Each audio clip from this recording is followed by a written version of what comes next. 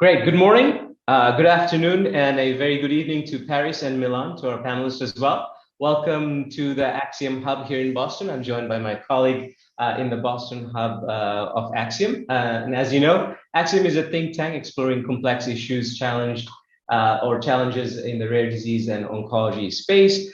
Talking about complexity today, we will discuss precision medicine. And within that, we will be discussing power of liquid biopsy. These are our monthly sessions. So this is the month of December. And at the conclusion of the session, I'll actually walk you through some of the upcoming 3 different town halls that are coming. Precision medicine will have follow-on discussions in other segments and other areas. We're very fortunate to have the panel join us today. And I'm going to hand it over to Dr. Ann Sherry, who will take us on and jump right in. Thank you, Hafiz, and welcome to our attendees and our faculty speakers. My name is Ann Cherry, and on behalf of Axiom Healthcare Strategies, I'd like to thank you for joining us today. Our discussion today is going to focus on liquid biopsy, where it is used in the clinic today, where it may go in the future, and some of the challenges that we expect it to face along the way. I'm joined by 3 experts in precision medicine who will be weighing in on these topics. Starting off with Dr. Mark Awad, who is the clinical director of the Lowe Center for Thoracic Oncology at Dana-Farber and an assistant professor at Harvard Medical School. His research is focused on identifying biomarkers of response and resistance to targeted therapies and immunotherapies in lung cancer. And we're looking forward to hearing the thoracic perspective on liquid biopsy from him today. Our second panelist will be Dr. Sylvia Marsoni, who's the group leader of precision medicine at IFOM, the Frick Institute for Molecular Oncology. She is an internationally recognized leader in designing clinical trials in precision medicine oncology with a focus on predictive biomarkers in colon and lung cancer. This is including, of course, the clinical trial Pegasus, a study designed to show the feasibility of using liquid biopsy to guide post-surgical and post-adjuvant clinical management in colon cancer patients.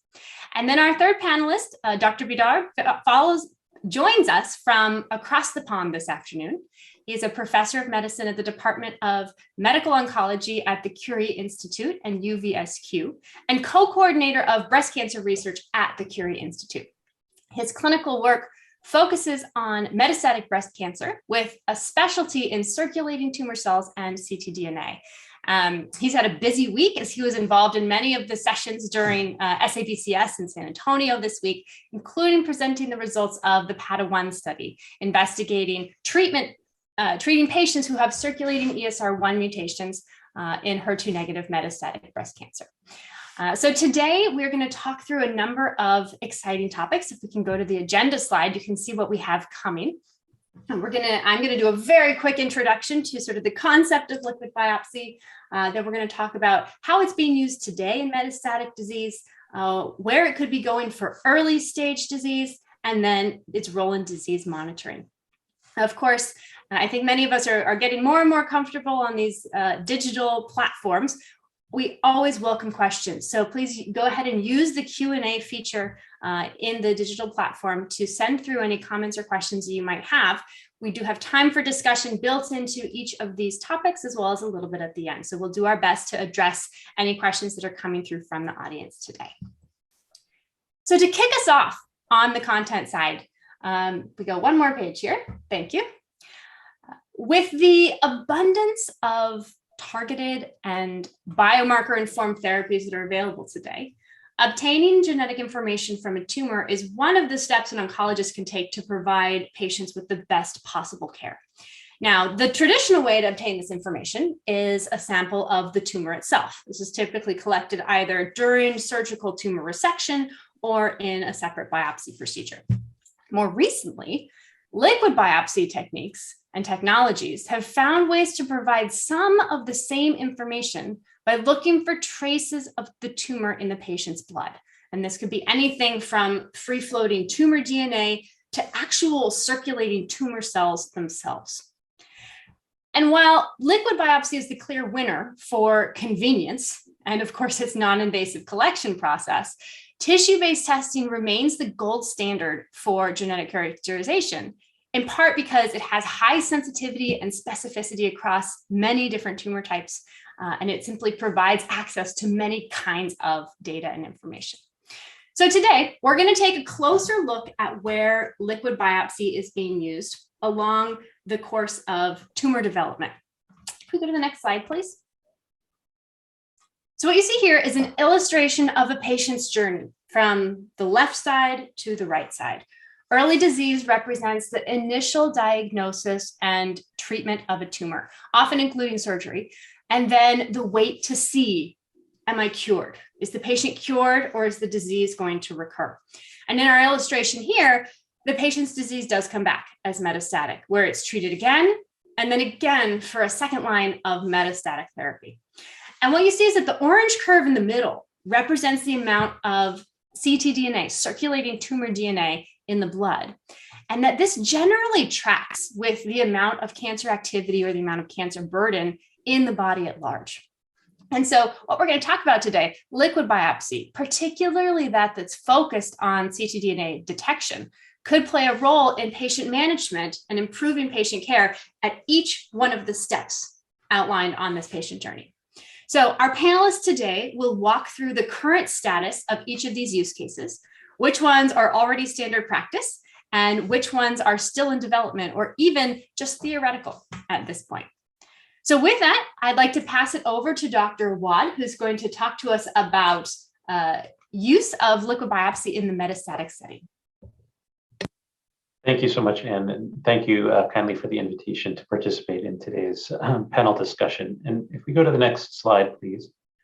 We'll be focusing on the use of liquid biopsy, and I'll start with how we can use ctDNA profiling for initial diagnosis and workup to manage patients with metastatic cancers. And that has become a very standard approach and standard of care in clinic. I'm a thoracic oncologist, so we'll talk about lung cancer as a paradigm to rapid genomic evaluation for patients to really select the most targeted therapy appropriately for patients with new metastatic disease. And I think increasingly we use repeat biopsies and repeat liquid ctDNA profiling to try to understand mechanisms of acquired resistance to our targeted therapies. And in some cases, at that juncture, we can find a targetable resistance mechanism. So if we advance to the next slide, in lung cancer, we have so many targeted therapy options for our patients, but it's all about matching the right drug to the right target. And currently, there are 8 genes for which we have approved targeted therapies in non-small cell lung cancer. And those are indicated in the top 2 rows in the upper left part of this slide. So those 8 genes are KRAS, EGFR, ALK, ROS1, BRAF, MET, RET, and NTRK. We've got some emerging genomic targets such as HER2, which more commonly are exon 20 insertions. We have neuregulin fusions. Just recently was described a novel fusion in the LTK gene. And so more and more we need comprehensive genomic evaluation and testing for our patients to identify some of these alterations which are quite common and others which are quite rare. Shown here in the list of genes, also in the lower left corner of that list, is PD-L1, which is not a genomic test or analysis, but it's an immunohistochemical analysis. And so that's one area right now where we don't have a lot of understanding about circulating markers to identify patients who might have the best responses to immunotherapy. And there we still rely on tissue testing for PD-L1 immunohistochemistry. We know, however, in the lower left corner of this slide, you can see this is the rate of individual gene testing among community oncologists in the United States during the period of 2019 to 2020. And so we know that there are some significant fraction of patients who do not have genetic testing done for, and shown here is only 4 genes, ALK, BRAF, EGFR, and ROS1, let alone the additional genes above. And so this represents a huge gap in precision medicine, is providing full comprehensive genomic testing for patients. One of the limitations is that historically tissue genomic analysis was done, and often as you do repeat single gene tests, you exhaust the tissue and there's not enough tissue for then subsequent gene testing, such as in this example, RET or MET or others. And that's one advantage to doing comprehensive next-generation sequencing to look for a broad panel of genes, either in tissue or in plasma. So I think really the key takeaways that we're learning and implementing in clinic is that indeed liquid biopsy can determine what mutations are present within the tumor, but there is a sensitivity issue. There is a relationship between tumor volume and metastatic burden and the sensitivity of liquid biopsy. So a negative liquid test does not necessarily mean the patient doesn't have a targetable alteration. You then need to follow that up with tissue testing. But really, understanding the cancer's molecular profile allows for the selection of targeted therapy. There are some failure rates with liquid biopsy than tissue, but broad panel testing is really part of all the guidelines, and we really do need to disseminate that information because currently there are a number of patients who are not getting broad panel testing. One of the advantages of liquid biopsy is the turnaround time. You can draw a blood sample when you're meeting the patient, talking to them in clinic at a new diagnosis, as compared to tissue testing, where it may rely on receipt of the tissue biopsy if it's done at another location, and then extracting the nucleic acid and doing that testing. So there are some advantages and disadvantages to both methods, as we will discuss. And on the next slide, we can see here some, again, of the key trends and questions that we'll be looking forward to discussing with our panel today. So we know that liquid biopsy is easy. It doesn't require a surgical biopsy, but there are some things that you don't get with a liquid biopsy. You don't get the tumor histology. Sometimes in lung cancer, we can see histologic transformation from adenocarcinoma to, for example, small cell lung cancer. And that's not something that we can tell by Ctdna analysis per se. So there are certain things that you miss by not obtaining a tissue biopsy, as is shown here. So I think with that, we can start with some of our discussion questions for our panel. Excellent. Thank you so much, Dr. Awad. We do want to spend the next few minutes talking about a couple of the questions around how this is or will be used in the metastatic disease, particularly diagnosing and profiling disease for these patients. So I might start off, first question back to you, Dr. Awad, and then if other folks want to weigh in, that would be terrific. A physician out there has many choices these days, right? It's difficult to keep up with the science. It's difficult to keep up with how things are changing. How do you personally decide, and how would you advise someone sort of out there using these products to decide between single biomarker or panel testing, and then between tissue and liquid testing? Sure, I'm happy to start with this question, then open it up for a discussion. I think it's really important to talk with your molecular pathologists at your institutions or at your sites, because every place is different. So there is quite a lot of heterogeneity. Historically, when we only had a few genomic targets, again, we can use the example of lung cancer, such as initially we only knew about EGFR and ALK, and then ROS1, and there were only a few targets. And there you could make more of an argument for single gene testing, that you don't necessarily need to comprehensively profile hundreds of other genes if it won't impact treatment selection. But more and more, we have an increasing number of targetable genetic alterations for which broad panel testing really is quite helpful and quite informative. In panel testing, we also get some other information, such as the tumor mutational burden, or TMB, which you can't discern from single gene tests. We also sometimes identify co-occurring alterations, and in lung cancer, the presence of an STK11 or KEAP1 mutation confers worse outcomes to immunotherapy. That doesn't necessarily mean that you have a targeted therapy for those alterations, but it does help think carefully about potential prognosis in those patients and intensification of therapy or selection of clinical trials. I think between tissue and liquid biopsy, the liquid biopsy has a quick turnaround time in a patient where you really do need to make a quick decision on first-line therapy. Assuming they have several sites of metastatic disease, I think the sensitivity of liquid testing is very good. Patients with more limited disease, say intrathoracic lung cancer only, the sensitivity of liquid biopsy is lower. And sometimes we don't know whether we'll have enough circulating tumor DNA to be able to identify by liquid. And in some cases, we work on both in parallel. We send a blood sample while also trying to obtain the tissue for tissue sequencing in case the blood panel comes back negative.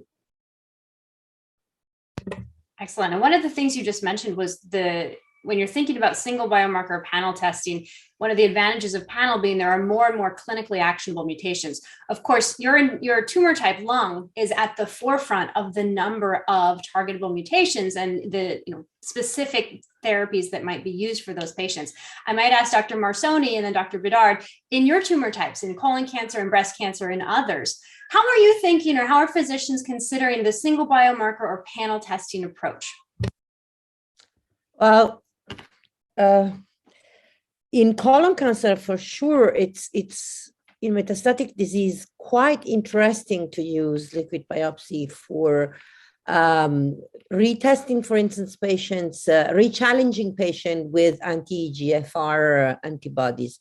This is something that's been done kind of empirically in the clinic since time immemorial. But we just finished a trial which is called Chronos, in which we proved that if you re-challenge patients with EGFR antibodies that were originally KRAS and BRAF negative, and then relapsed while on primary EGFR treatment, anti-EGFR treatment. If you re-challenge them on the basis of the absence of KRAS, BRAF, or other EGFR driving resistance in their blood, your chance in third or fourth line of achieving a response with panitumumab alone, it's around 30%, which is really quite good. It's almost as good, actually is as good as single monotherapy EGFR treatment in front line, which is not something that we haven't been doing in the last 10 years. So I think that this is really very interesting, as it is, for instance, for small proportion of patients that are HER2 positive that could be treated in second line if, again, they don't have a variety of other resistance driving mutation in their blood. So to follow up on breast, so in breast cancer, we don't have such such variety of genomic mutation to be targeted. Many of our targets are protein based, or the assay will be protein based, like IHC or something else. So, which means we do order. So in my institute, we do order panel testing, but it's once, and it's mostly done at the metastatic relapse on the tissue, because again, Ctdna is not detected in all patients, and you may miss some subclonal. You will get only the most clonal mutations. So it's much so. As long as the biopsy is doable, we prefer to sequence biopsy of the metastatic tumor, and also because we don't have so much evolution in the clonal composition of the tumors, so we also sequence the primary tumor of patients who had a metastatic relapse. So that's mostly, and then it's mostly about protein-based assay, PD-L1, HER2, and we have a wealth. So I see that targeted therapies targeting like genomic alterations, at least for breast. So it's part of our, it's part of our armamentarium, but future drugs are about antibody drugs conjugate and, drugs that will target proteins. So we'll still use a lot of biopsy, I think. And when it relates for the to the other question, it's mostly, so we are using liquid biopsy mostly to, we will be using liquid biopsy mostly to detect probably ESR1 mutation, which cannot be detected on the primary tumors in breast cancer because they are acquired as a mechanism of resistance to aromatase inhibitor at metastatic stage. Otherwise, even PIK3CA, we have an approval to use alpelisib based on liquid biopsy, but it's much easier to do it on just primary tumor because there is no clonal evolution. So. No, that's a great point, Dr. Bedard. And the idea of something not being detectable in the primary tumor and then detected later, and I think you mentioned also detecting a metastatic relapse, it introduces this idea of the patient journey and at what point testing is taking place. Where do you think this belongs? If we're thinking specifically from maybe a liquid biopsy perspective, at diagnosis, at sort of first line, at subsequent metastatic lines, maybe even if we expand, if you're using primarily tissue-based testing, where is this testing most valuable? So in breast, I'd say it's mostly as driven by approved therapies. So we recently have olaparib, which is being approved in the so early settings. So now we are sequencing a lot of triple-negative breast cancer patients. Before olaparib, we were not sequencing these patients, primary breast tumors. So it's really driven by the approval of drugs, mostly beyond BRCA mutation. So we are mostly sequencing, doing NGS on tumor tissue at time of metastatic relapse, because otherwise not all patients in breast cancer will relapse. So it would be a waste of money to test everyone on a primary tumor. So we often wait and to see and do it only in relapsing patients. Interesting, makes sense. And we do have a question coming through from the audience. I think probably makes most sense for Dr. Awad to take a pass at this one. For assessment of driver mutation, so second line metastatic disease, again, thinking those patients who have already been through at least one prior line of therapy, something like a KRAS in lung cancer. Sometimes I think we've heard that community physicians can have trouble to get access or receive the testing that's done in earlier lines, or of course to take new tumor biopsies. Is liquid biopsy something that could help to find those patients, or what would you recommend in that setting? Right, I think broad panel testing is so important, and sometimes here in the United States there are insurance barriers where sometimes people will say, why are you doing such broad testing if you've already done it once before?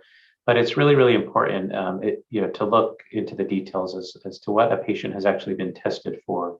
And if they've only been tested for 3 or 4 genes, that really isn't comprehensive enough, and they should get broader panel testing to look for targetable alterations.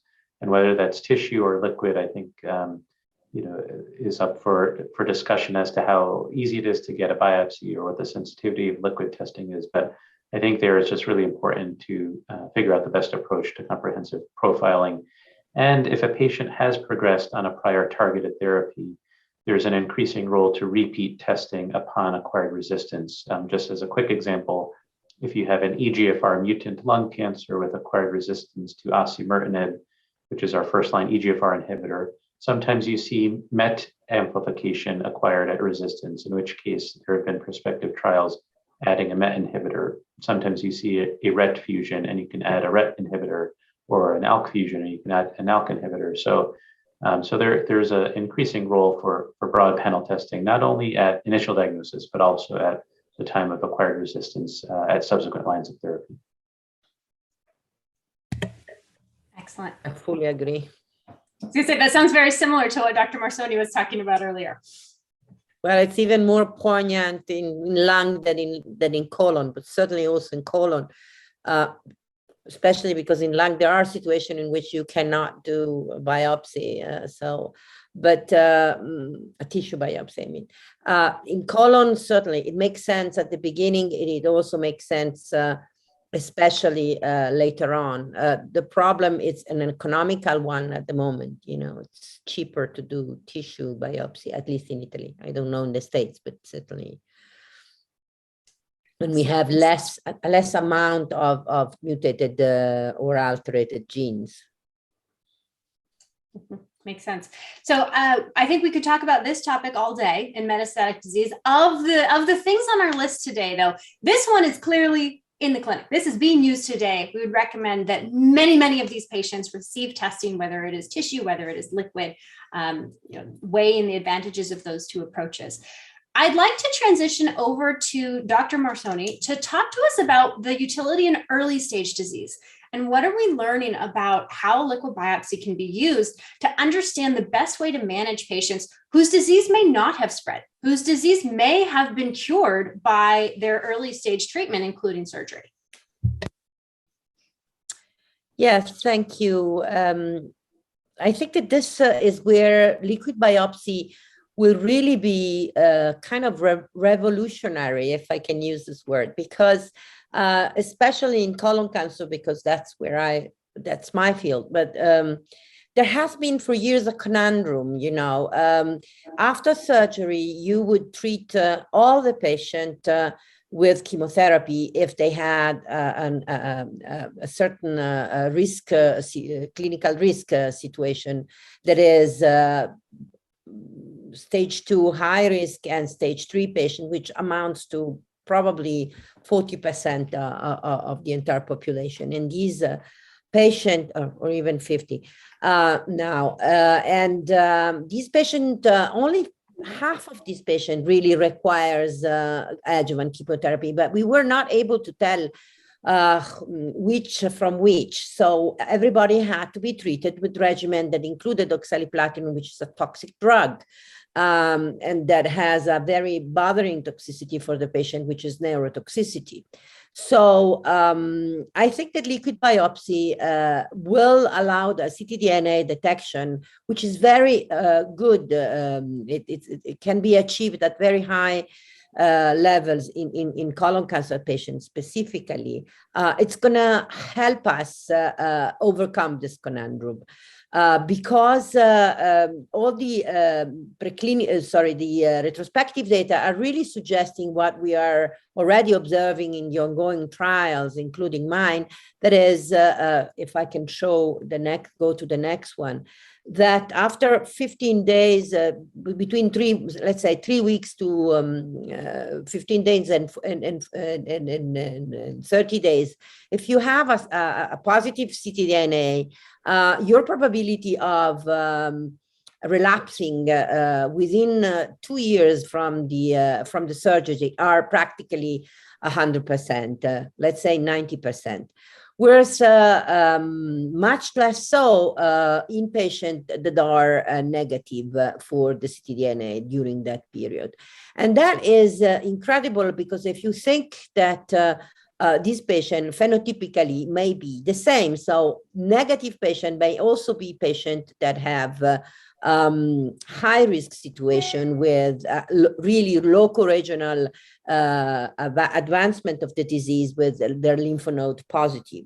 It's really showing something that I believe it's going to be also demonstrable in the next years for other diseases, which is that there are tumor that a patient that phenotypically are the same, but whose tumor are born to be bad, to say. In other words, they are prone to become very early on metastatic from the inception. There are other patients phenotypically very similar to the previous one that have tumors that are born to be good, that could be cured by surgery, or at least we don't know. Obviously, it's not the surgery alone that's cured them. It's probably something in the biology of that tumor at the microenvironment levels or at the level of the immunocompetence of the patient that makes these two difference.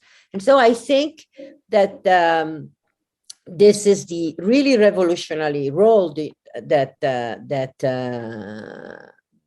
liquid biopsy can do in early disease. Similar results are being seen also for breast cancer. Trial data are not as concrete and as stable as the colon one, and for bladder cancer, which is even more easier in look at urine and not only on blood, and that also is very interesting, and so forth and so on. Lung cancer as well.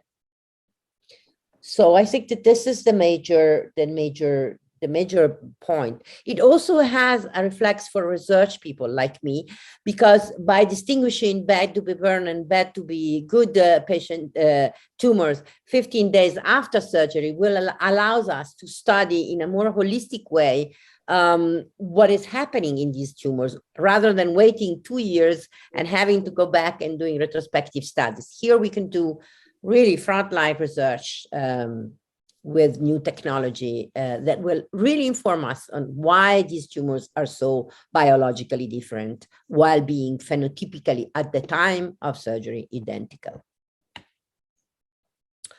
So I guess this is it. And well, a corollary of this is also that obviously in patients that are negative, you can probably really decrease the toxicity burden, which it's really, as I said, very heavy for this kind of patient because of the presence of a very neurotoxic drug. On the other hand, in those that are positive, there is also a second question that one can ask to liquid biopsy, which is it really the treatment efficacious in time? Because it's after 3 months of chemotherapy, you still have a liquid biopsy positive. The probability that that patient will be cleared of the of micrometastatic deposit in his body that are invisible to the radio imaging, it's, in my opinion, really very low. Now, we need obviously clinical trial to prove this, but I think that we are going in the direction of using liquid biopsy also to monitor minimal residual disease in the early setting. Yes, and we do have a full section on that. But before we get to monitoring, Dr. Marsoni, can we go back to the previous page? Thank you. We talk at Axiom, we work across all different types of tumors.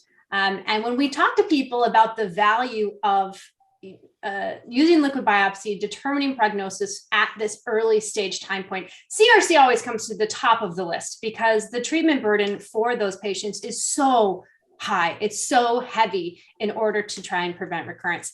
I would ask the same for Dr. Awad and Dr. Bedard. In lung and in breast, how does this pros and cons shape up for using liquid biopsy in this early stage disease, maybe compared to what we just heard from Dr. Marsoni in colon cancer?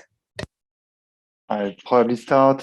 So with breast cancer, I think that's, well, ctDNA shedding will depend on the tumor type. And also not only the shedding, but also time to relapse, which refers to the intrinsic biology. So in colorectal cancer, it is very unusual to have a relapse that is occurring after 5 years. And Dr. Marsoni, please interrupt me if I'm wrong, but we know that patients have a super intensive follow-up during the first 3 years, which is like when they will relapse. In breast cancer, relapse within the first 3 years is rare. So which means that I think that with ctDNA, just after surgery, you're mostly able to detect like not minimal residual disease, but rather growing metastasis or growing micrometastasis, so like significant amount of cells. And in breast cancer, we know that patients that will relapse in 10 years, so we have no chance to find it by ctDNA detection with the current technique after surgery. So it's really tough, I think, and it could be very dangerous to de-escalate in breast cancer, where we propose adjuvant treatment to everyone, at least endocrine therapy in HR+ patient. And de-escalating is difficult. Maybe in triple-negative breast cancer, because again, they relapse sooner. So maybe that the ctDNA detection might be able to catch, a significant part of patients who will relapse, therefore allowing for de-escalation in the negative one. But it's a very risky strategy. So far, currently in breast, it's more about escalating the ones that are at super high risk of the relapse within first year, rather than de-escalation, who would be like, without the current technique, probably very dangerous for the patient, in my opinion. Yeah, I think that if I can add to this, I think that in breast, the research part, it's going to be really prominent because it will allow us to understand if at parity of all other things considered, there might be some biological differences, and I'm sure there are going to be, between the one that does score MRD positive versus the one that score MRD negative. I totally agree with you with the time lapse. Actually, colon cancer, les sont faits within 2 years, actually. The highest risk is actually between the year 1 and year and a half. So I agree that there are going to be difference. I'm curious to hear Mark about lung, because that's where there is less information, perhaps. Yes, yeah, very, very similar themes. And I think we're just on the cusp, I think, of being able to use circulating tumor DNA after definitive treatment for early stage disease to identify who will or won't relapse more precisely. Right now, we have very few biomarkers in the early stage disease setting to determine adjuvant therapies. So for decades, we've used platinum doublet 4 cycles in the adjuvant setting. And just this year, we had the approval of adjuvant atezolizumab for PD-L1 positive lung cancers. However, likely we are overtreating many patients with chemotherapy and with immunotherapy, where there can be some serious toxicities to 1 year of immune checkpoint inhibition. And we don't understand who are the patients that don't need such intensive therapies. And so I think this is a really important role for ctDNA, not only, as we discussed earlier, in metastatic disease, but also in the early stage lung cancer population. I think we're also a little bit unsure, how do we standardize the definition of what is ctDNA positivity? What is the cutoff? What is the threshold? Is it, if you find several mutations or just one mutation in the blood? And I think the other question in our field in thoracic oncology is a panel testing sufficient, or do you need a personalized bespoke assay where it's a tumor-informed ctDNA assessment to look for that patient's tumor's unique mutations, or can you use your broad panel 80 gene ctDNA test that you also order for metastatic cases? This is a good question. I'm using both at the moment. So panel versus panel with stratified panel, because not only genetic, but epigenetic, and also the fragmentomic part that will be, that's the Guardant Health approach versus the Signatera approach, which is which requires a tissue, however. Right. So that can only be used in a situation like the adjuvant, where you have fresh tissue. Well, actually, you could use FFPA, but it would create problems. So I don't know. These two technology will have to be put up front, one against and pitched one against the other in the future to establish which one has better specificity and better sensitivity. They have both pros and cons, so I don't think that at the moment we can't say which one it's better. Going back to one of the question, I think one other way of exploiting liquid biopsy is to avoid, at least in colorectal cancer, to avoid surgery, a very demolitive surgery, because there are data that are coming around, and we have several trials going on this, looking at the possibility of using liquid biopsy as a consolidating information to decide not to operate the patient after a very successful neoadjuvant. As you know, approximately 10-15% of the patient reach a complete response, pathological response at surgery after aggressive neoadjuvant chemoradiotherapy. It might be possible to use liquid biopsy to enforce what we are seeing at MRI imaging to decide not to operate. And I think that will be a tremendous impact on the quality of life of rectal cancer patient, because the not of colon, but of rectal cancer, yes, because of the very demolitive characteristic of that surgery. So do you think we have the technology to do that? Because it requires then you need to be sure that you will detect a signal if you still have a few tumor cells in your alive. We're doing a trial now, so I'll answer the question a couple of years from now. Okay, and which technology are you using? Just by out of curiosity? We're using the Guardant one. Guardant.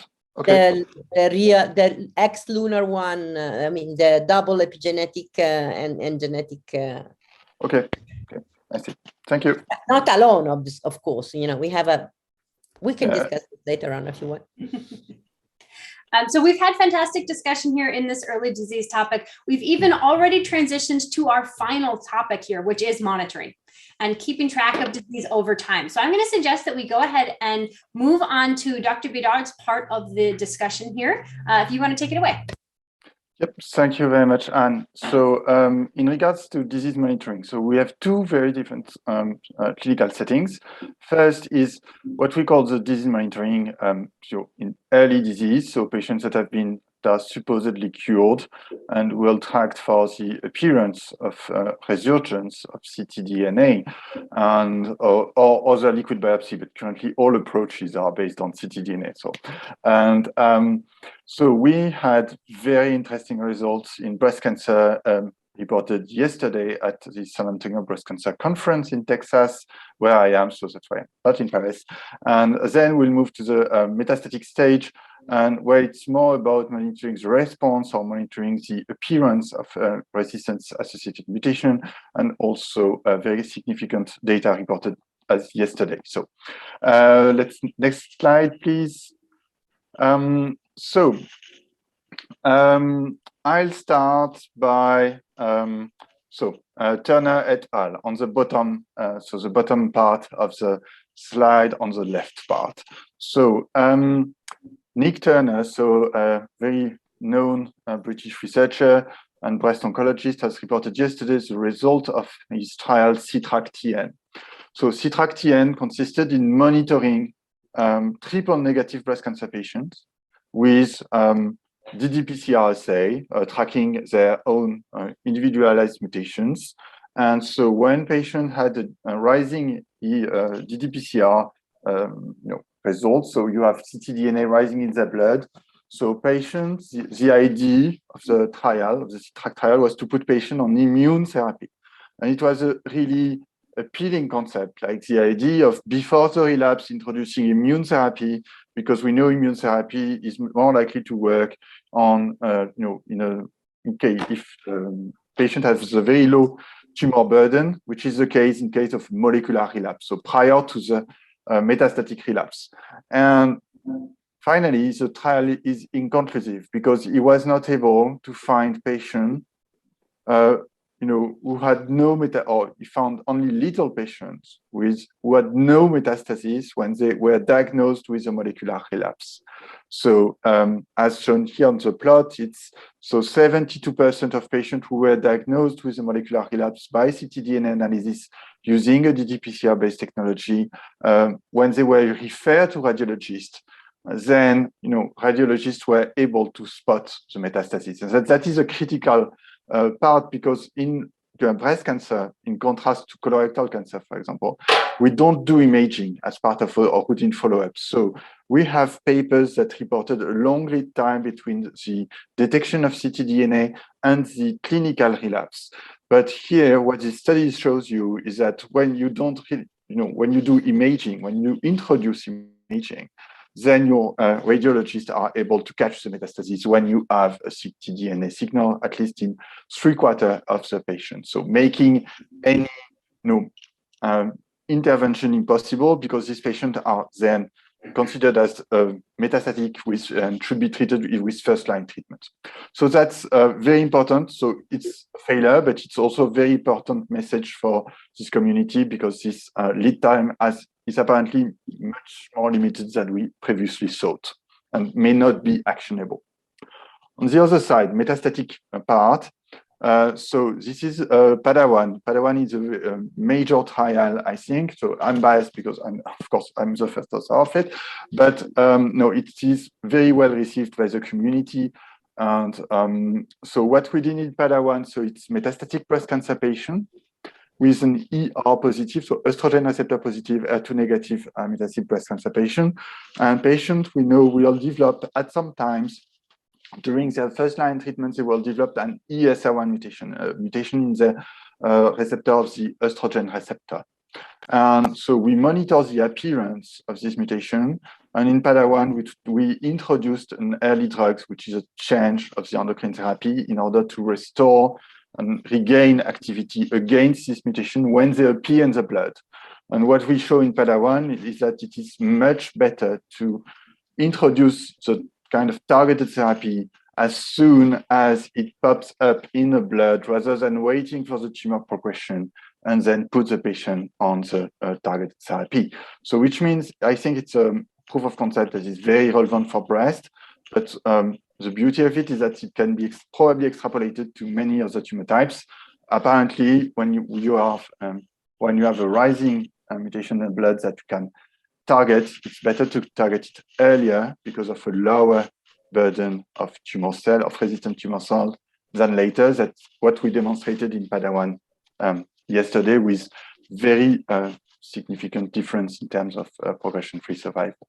So that's the two major updates, at least from the breast cancer perspective, but there are many, many other trials, of course, trying different strategies during the monitoring the relapse, monitoring also at the metastatic stage. So you have trials that are trying to find the patient with early resistance, so the ones that are not responding to a treatment, and then you have trials focusing on late resistance that are mutations that will appear as a mechanism of resistance, such as PADA1. So many trials ongoing, and but these two were the first one to read out. So if we move to the next slide, I think we have an animation there. So this is before we use the anim. So we just, all this graph, all the nice graphs we have, we have this ctDNA detection limit, and then you have an upper line, which could be clinical relapse or imaging detection limit. And so what we had yesterday at San Antonio, at least in breast, shows, and you can launch the animations, that maybe that the imaging detection limits, is not that far from the ctDNA detection limit, especially when your radiologist is informed. That is very important, because in colorectal cancer, so radiologist sees the patient for follow-up scans, so they don't pay attention, But here in breast, it's unusual to use imaging. So if a patient is referred to the imaging department, the radiologist will ask why, and if the patient is flagged as ctDNA positive, maybe that the radiologist will maybe even perform better because he could be challenged by this ctDNA positivity, and he will take time, and he will make sure that he will find the metastatic sites. So I think that's something probably very different from other tumor types, but that's what is happening in breast, at least. So if you can move. I would just add one thing, Dr. Bedard, which is that when we made these slides, the slider here for the metastatic monitoring was over on the theory side. And then after the presentations yesterday, this is really much more in the middle. We've made significant progress in the last 24 hours of moving from theory to reality based on the data that you shared yesterday. So thank you for that. Yeah. Yep. Okay, if I can add here, it's very interesting what you say, because I think that liquid biopsy and imaging are actually in need of a marriage. And by saying this, I mean that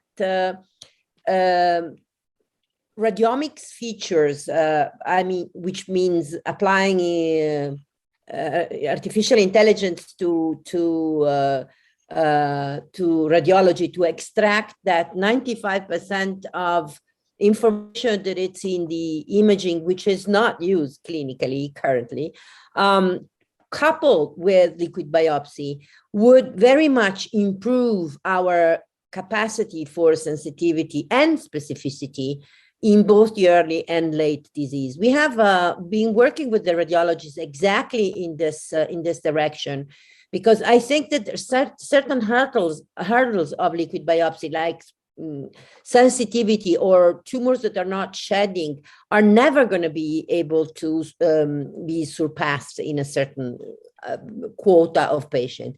But in this patient, if we could couple this information with the radiomics feature, we may be able to to fine tune both the monitoring, especially actually the monitoring issues that we have been debating here. So I would love to hear your opinion about this, because I think that this is really a new field that needs to be explored.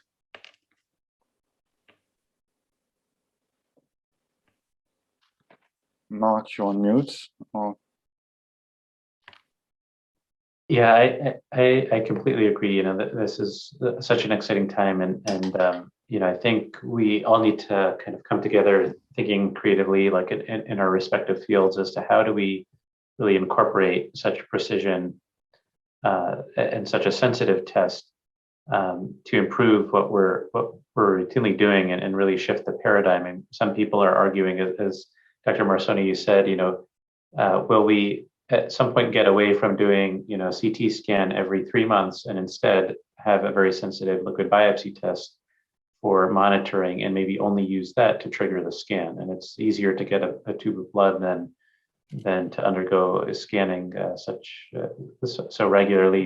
A patient yesterday asked me in clinic, you know, is it safe for me to be getting these CT scans so often? What about the radiation exposure? So I think the number of applications is really limitless for what we could potentially do if we have a good, sensitive, and specific assay, and one that people gain increasing comfort with how to use and how to interpret. It is a little bit challenging. Sometimes I get questions, and we have questions internally when we see certain alterations on a ctDNA report. Is that coming from the tumor? Is it coming from clonal hematopoiesis? Is it some sort of polymorphism that we haven't identified? So these are a lot of ongoing questions as to how we interpret these increasing number of plasma reports. Mm-hmm. Agree. So then, you know, and I think we've already touched on this topic of I think the idea of the marriage of imaging and ctDNA is a very interesting one. And this is a new field. This is one of the first times this conversation is really being had. How do we think that's going to hold out across different tumors? You know, if we have now evidence that it's successful in this particular study, what about in lung and colon or other tumors? Do we think that imaging is also going to be, or sort of the ctDNA is going to serve as a very strong partner for imaging on the detection front? In colon, I'm quite sure. Well, let's put it. The hypothesis is very interesting. We need hard data, to confirm it. I'm planning to work on this in the next couple of years on large databases of patients. But I think that this is really something that together can help us really pinpoint the precision of what we are doing. Because I agree with Mark, there is lots of information in the liquid biopsy alone that you don't know what to do with, especially when you use epigenetic algorithm as well as genetic ones. That increases the possibility of looking at red herrings that are not there actually. So I think that something as hard as imaging can help on that if used in a certain way, because what the IE is allowing us to do is to look at something that it's not yet visible. It's a new microscope. It's there, the information is there, it's just not visible to the naked eye of the radiologist. Whereas if you couple IE, liquid biopsy, and this extraction of the feature, you start seeing things that you were not able to see before. Yeah. And so if I can play devil's advocate for a moment, we've had a very positive discussion here on the use of liquid biopsy in disease monitoring. But what about are there any risks associated maybe with saying, oh, this person has ctDNA positive disease, that's Metastatic, let's treat them? This isn't how these drugs were studied. This is a different patient population, it's earlier stage, maybe especially the patients who would have negative disease on imaging. Any concerns with starting to push towards treating based on ctDNA positivity? Yep, sure. That's why we need a randomized trial. So definitely, and it's not because you treat earlier and you treat better, and sometimes it will just lead to exposing more your patient to a treatment. And that has been really observed with serum markers, so that's in several tumor types. So we need randomized trial, like clinical utility trial, which compare like the standard of care approach and the biomarker-driven approach. And to repeat that, across different tumor types. And of course, we look at what is done in colorectal, what is done in lung, but we have also the own breast cancer specificity, for example, when we want to set up our own trial. So treating upon a molecular signal without a trial supporting it, I would definitely not do that. Also, de-escalation, be cautious depending on tumor subtypes. Absolutely. I totally second that. My first trial with interventional liquid biopsy was a feasibility trial, the Pegasus one that we quoted. The second trial, which is hope starting next summer, it's a double randomized trial that the randomized patient with positive ctDNA to conventional versus anticipated targeted treatment, and randomized patients that are negative to intensive liquid biopsy follow-up versus conventional whatever physician choice is, because I truly believe that it's only a randomized trial that will give the answer, the definite answer on the clinical utility of these tests. There are actually in colon 10 trials, 10 or 11, and more than that will accrue more than 8,000 patients in the next couple of years. So we will have the answer to the classical question quite soon. And therefore, after that, we can go mainstream one way or the other. I'm betting on it, but we need these trials to confirm it. So I do want to wrap. We're coming to the end of our time together, unfortunately. I want to ask each of you one final question. You have a multiple choice. Where are you most excited for liquid biopsy in your tumor type? Is it for profiling of metastatic disease? Is it for use in early stage disease or monitoring? Starting with Dr. Awad. I might add one of the choices as early detection, and I think that will be a future town hall. We're about to talk about that. Okay. We'll have you back. I mean, I think that's really where we need to be. More than half of lung cancers, when they're initially diagnosed, are metastatic, stage 4 at diagnosis, and so that's why lung cancer is in part the number one cause of cancer-related mortality, and so I'm most excited about what's all the way on the left here for screening and early detection as to how we can revolutionize cancer outcomes worldwide. All right, and what about Dr. Marsoni? Early disease, if you haven't figured that out, but from what I've said, just because the screening are very in colon cancer are very efficacious contrary to other tumors. We have, from when I started to now, almost there was a shift. At the beginning, there were 50% of the patients were really the diagnosis at metastatic in the metastatic setting. Now it's only 20%. So that means the screening are working, but we need to really increase the precision of the therapy during the early disease, and this is what this technology will allow us to do. We need also better drugs, but that's another question. Another day. And Dr. Bidar. Yeah, to conclude, so the strategy proposed with monitoring at metastatic relapse has many advantages. you get longer PFS with the next line, which could be a new agent. And you avoid also the tumor progression, because the current dogma is to wait for the patient have like this significant increase in tumor mass before changing.